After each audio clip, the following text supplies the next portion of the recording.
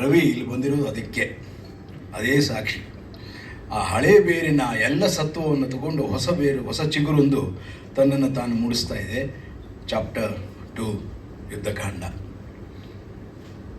ನನಗೆ ನೀವು ಆಗಲೇ ಹೇಳಿಬಿಟ್ಟಿದ್ದಾನೆ ಯಾವ ರೋಲು ಅಂತ. ಸೊ ರೋಲಿನ ವಿಶೇಷತೆಗಳನ್ನೇನು ಹೇಳಕ್ಕೆ ಬರಲ್ಲ, ಆದರೆ ಇಡೀ ಸೆಟ್ನಲ್ಲಿ ಆದಂತಹ ಒಂದು ಎನರ್ಜೈಸ್ಡ್ ಮೂಮೆಂಟ್ಗಳಿತ್ತಲ್ಲ, ಒಬ್ಬರನ್ನೊಬ್ಬರು ಹೇಗೆ ಕೊಟ್ಟು ತಗೊಳ್ಳುವಂತಹ ಒಂದು ಕ್ರಿಯೆ ಇತ್ತಲ್ಲ, ಅದನ್ನು ಬಹಳ ಚೆನ್ನಾಗಿ ಅನುಭವಿಸಿದ್ದೇವೆ. ಅದು ಯಾವುದೇ ಸಣ್ಣ ಪಾತ್ರ ಆಗಿರಲಿ ದೊಡ್ಡದಾಗಿರಲಿ, ಒಬ್ಬ ಪೊಲೀಸ್ ನಿಂತಿದ್ರೂ ಕೂಡ ಅವನು ಅದರಲ್ಲಿ ಕೇವಲ ಪಾತ್ರವಾಗಿರಲಿಲ್ಲ, ಅದರಲ್ಲಿ ಜೀವಂತವಾಗಿ ಜೀವಂತವಾಗಿದ್ದ ಅನ್ನೋದು.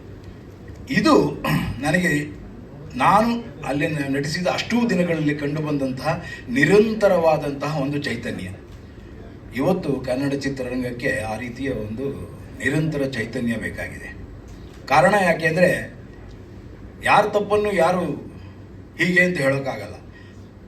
ಒಟ್ಟಾರೆಯಾಗಿ ಇಡೀ ಉದ್ಯಮ ತನ್ನನ್ನು ತಾನು ಪ್ರತಿಷ್ಠಾಪಿಸಿಕೊಳ್ಳಬೇಕಾದರೆ ಹೇಗೆ ಒಂದು ಸಿನಿಮಾವನ್ನು ಕೇವಲ ಒಬ್ಬ ವ್ಯಕ್ತಿ ಮಾಡೋಕ್ಕೆ ಸಾಧ್ಯ ಇಲ್ವೋ, ಹಾಗೆ ಎಲ್ಲರೂ ಒಂದು ಸಂಘಟಿತರಾಗಿ ಮಾಡಬೇಕಾಗಿರೋ ಕೆಲಸವಾದ್ದರಿಂದ ಆ ಕೆಲಸವನ್ನು ಕೂಡ ಇಡೀ ಇಂಡಸ್ಟ್ರಿಯ ಉದ್ಯಮವನ್ನು ಎತ್ಕೊಳ್ಬೇಕಾದ್ರೆ ಸಾಂಘಿಕವಾಗಿಯೇ ಕೆಲಸ ಮಾಡಬೇಕಾಗುತ್ತೆ.